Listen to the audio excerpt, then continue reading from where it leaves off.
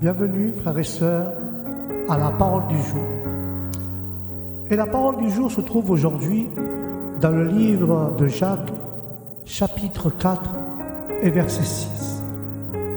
Et nous lisons la parole au nom du Père, du Fils et du Saint-Esprit. Et la parole de l'Éternel dit ainsi: mais il accorde une grâce plus grande. C'est pourquoi il est dit: Dieu s'oppose aux orgueilleux, mais il fait grâce aux humbles. Amen.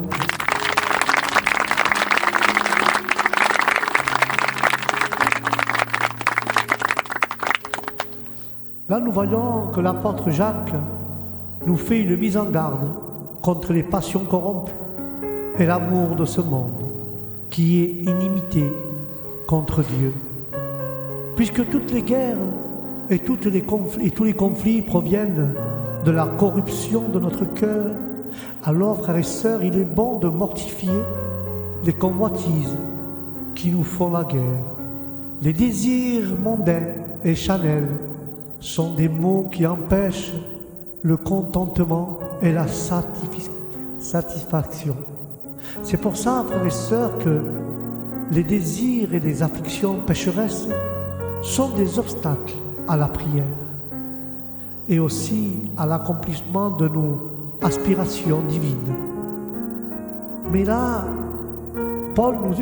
Jacques nous dit: prenons garde de ne pas abuser par l'état de notre cœur, car des grâces reçues lorsque nos prières sont exaucées, quand les hommes demandent la prospérité à Dieu, leurs intentions sont souvent malveillantes. Mais si nous recherchons ainsi les choses de ce monde, alors, frères et sœurs, il est juste que Dieu nous les refuse, car les désirs incrédules et froids implorent le refus. Mais nous pouvons être certains que nos prières resteront vaines. S'il répond par le langage de la convoitise plutôt que celui de la vertu, alors, ici-bas, nous souffrirons d'une sainte tristesse dans l'au-delà.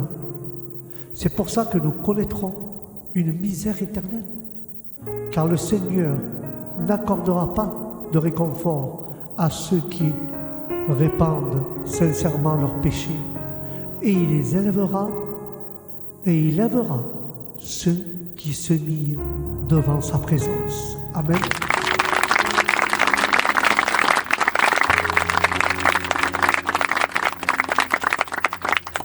Mais Dieu, lui, il accorde une grâce plus grande, car le même Esprit Saint qui nous convainc de notre engagement nous accorde aussi la grâce de servir Dieu comme il se doit. Et dans cette affirmation magnifique, frères et sœurs, nous voyons que Dieu accorde une grâce plus grande et que nous voyons ce contraste fortement avec les paroles précédentes. Nous pouvons remarquer,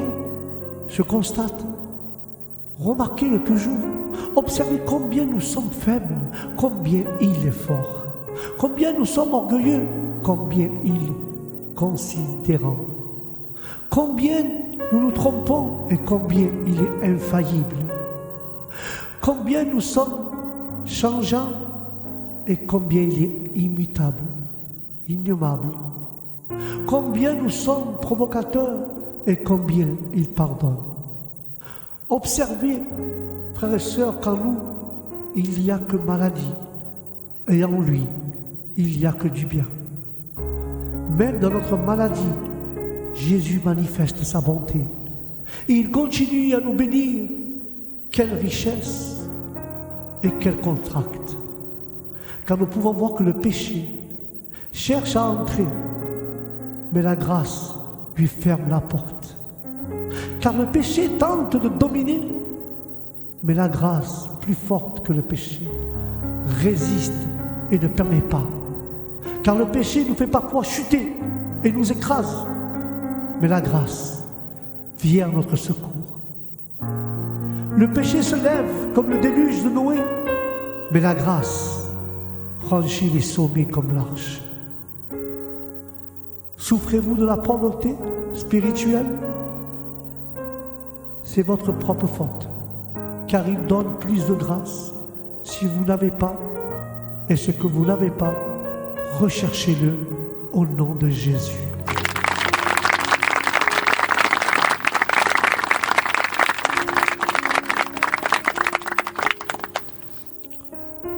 Dieu résiste aux orgueilleux. C'est pour ça que Jacques nous rappelle que cette grâce n'est accordée qu'aux humbles. La grâce et l'orgueil sont des ennemis jurés, car l'orgueil exige que Dieu me bénisse en fonction de mes mérites réels ou imaginaires. Mais la grâce ne s'intéresse pas à moi en fonction de quoi que ce soit en moi, bon ou mauvais, mais uniquement en fonction de qui est Dieu. Alléluia.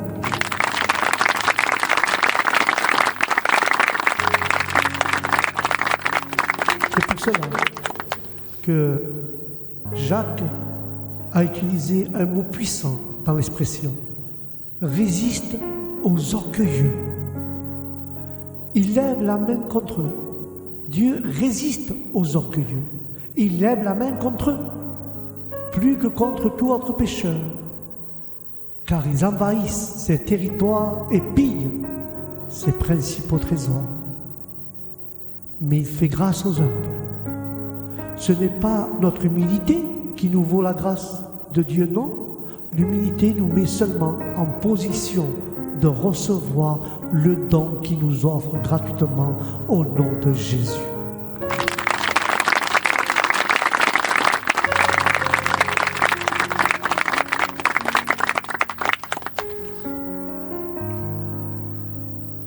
Mais par conséquent, soumettez-vous à Dieu, frères et sœurs. Car si nous soumettons à Dieu, là nous voyons et nous le mettons à la lumière de sa grâce. La lumière de sa grâce offerte aux humbles. Il n'y a qu'une chose à faire, se soumettre à Dieu. Cela signifie se placer sous son autorité et se soumettre à lui entièrement. Et le recevoir comme un roi victorieux. Et nous commençons à recevoir les bienfaits de son règne. Il est étonnant que le monde ne se soumette pas à Dieu, car j'ai beaucoup entendu parler des droits de l'homme, mais il serait bon aussi de considérer les droits de Dieu, qui sont les premiers, qui sont les plus élevés, les plus sûrs, les plus solennels de l'univers, et qui sont aussi le fondement de tous les autres droits. Mais hélas, grand est Dieu, comme tu es étrange, dans un monde que tu as toi-même créé, tes créatures qui ne pourraient voir si tu leur avais pas donné des yeux pour regarder partout sauf vers toi, les créatures qui ne pourraient penser si tu ne leur avais pas donné l'esprit. Pense à tout ça et pense à tout sauf à toi, Seigneur. Et les êtres qui ne pourraient vivre si tu ne les soutenais pas, soit ils t'oublient complètement, soit ils se souviennent de ton existence et voient ta puissance, sont si téméraires qu'ils deviennent tes ennemis. Si tu étais un tyran, il serait courageux de lui résister, mais puisqu'il est un père, il est ingrat et se rebelle. Mais dans notre passage, nous pouvons suggérer qu'il y a des raisons pour lesquelles nous devrions nous soumettre à Dieu. Car nous devons nous soumettre à Dieu, car c'est lui qui nous a créés. Nous devons nous soumettre à Dieu, car son règne est bon pour nous. Nous devons nous soumettre à Dieu, car toute résistance à son égard est utile. Nous devons nous remettre à Dieu et se soumettre à Dieu, car une telle soumission est absolument nécessaire au salut. Nous devons nous remettre à Dieu, car c'est le moyen d'avoir la paix au nom de Jésus avec lui.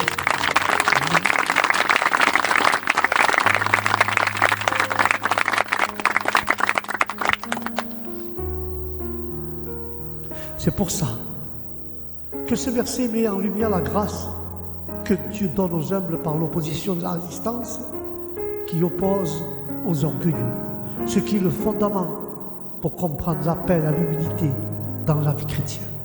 C'est pour ça que ce verset complète l'idée de Jacques. montrant comme Dieu s'oppose aux orgueilleux mais fait face aux humbles, en réaffirmant ainsi l'importance de l'humilité. Et il nous exhorte à nous revêtir d'humilité sous la main puissante de Dieu, en nous rappelant que l'humilité est l'essentiel pour recevoir l'exhortation divine et conformément au message divin. Amen.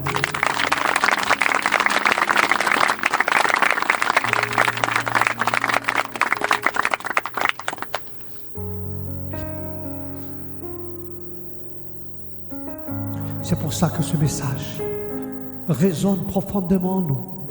Il nous rappelle que dans un monde où la compétition et l'arrogance semblent être la norme, la véritable force et la beauté résident dans l'humilité. En reconnaissant nos limites et en ouvrant la grâce à Dieu, nous transformons nos difficultés en occasion de grandir. C'est dans ces moments-là, dans ces moments de sérénité, lorsque nous mettons de côté notre orgueil et nous trouvons refuge dans l'amour divin. Un amour qui ne dépend pas de nos réussites, mais qui nous accueille tel que nous, comme nous sommes. Amen.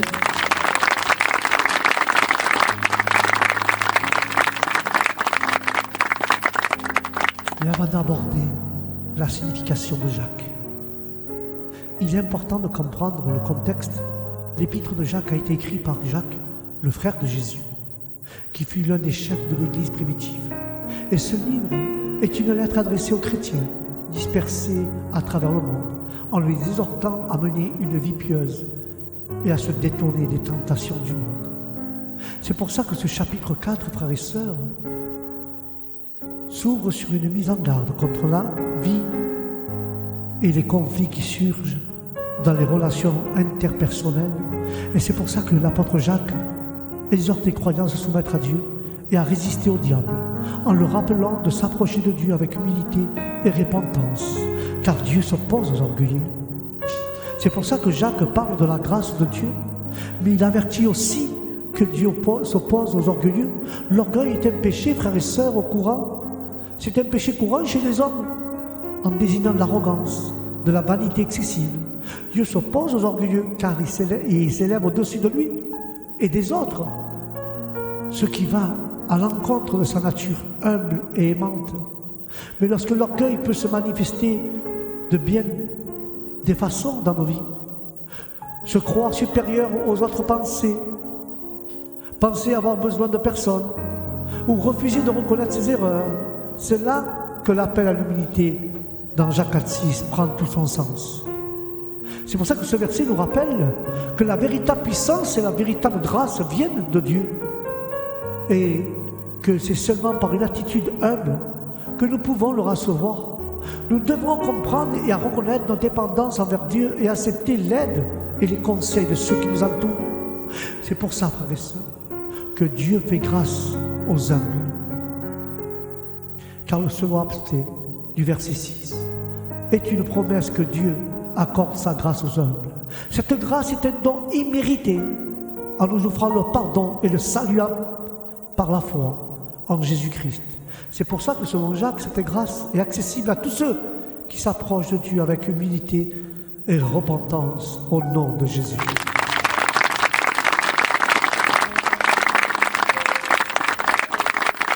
C'est pour ça que ce message est clair. Dieu s'oppose aux orgueilleux, mais il fait grâce aux humbles.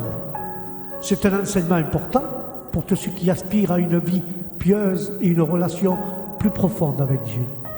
Car l'appel à l'humilité est essentiel, mais pour comprendre la véritable nature de Dieu et son amour, nous pouvons le comprendre pour nous. Lorsque nous nous approchons de Dieu avec humilité et repentance, alors nous ouvrons nos cœurs à sa grâce et à son amour transformateur.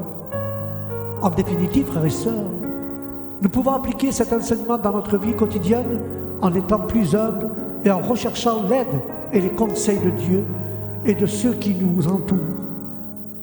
Ce faisant, nous pouvons expérimenter la grâce et l'amour de Dieu dans nos vies d'une manière plus profonde et plus significative. Et je vais conclure avec cela. Dans la vie, frères et sœurs, nous sommes souvent en proie de désirs et en proie de reconnaissance et d'appréciation. C'est pour ça que l'apôtre Jacques nous invite à nous libérer de ce besoin et de paraître supérieurs en nous rappelant que la véritable grandeur réside dans l'humilité.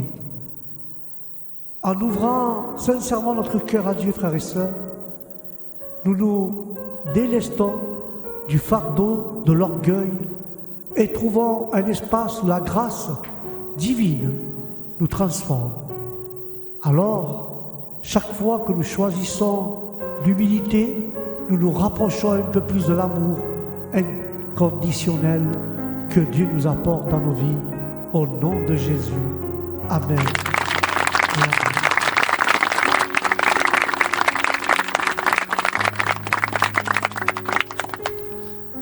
Voilà mes frères et mes sœurs, c'était la parole du jour qui se trouvait dans le livre des épîtres de Jacques 4,6. Car Dieu accorde une grâce plus grande. Dieu s'oppose, frères et sœurs, aux orgueilleux, mais il fait grâce aux humbles de cœur qui reviennent à ses pieds avec un cœur humble et repentance. Alléluia.